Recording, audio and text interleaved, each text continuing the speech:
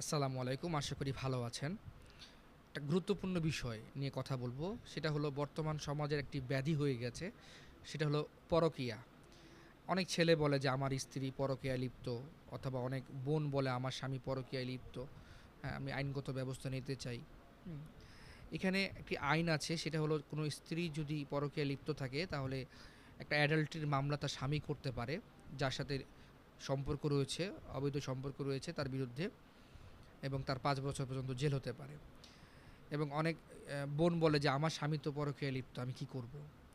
এই ধরনের ক্ষেত্রে আমি সাধারণত নারীদের উদ্দেশ্যে মূলত এই ভিডিওটি করা।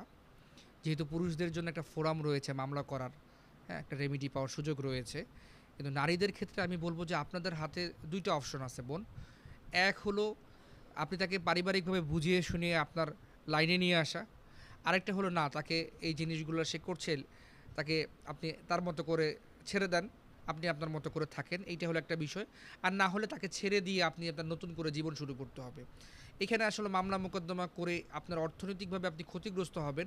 লাভবান আপনি কিছুই হবেন না। আর আমি ব্যক্তিগতভাবে পরামর্শ দিব যে পারিবারিকভাবে বসে, হ্যাঁ? উভয় পক্ষ মিলে যদি এই বিষয়গুলো সমাধান করা যায় এটা সবথেকে উত্তম। আর ছেলেদের জন্য তো অপশন রয়েছেই। তারা কিন্তু অ্যাডাল্টারি মামলা করতে পারে। তো আশা করি এই ছোট্ট ইনফরমেশনটি আপনার সঠিক সিদ্ধান্তে গুরুত্বপূর্ণ ভূমিকা পালন করবে। আমি Mohammad Asaduzzaman, advocate member of Dhaka bar association. সকলকে ধন্যবাদ।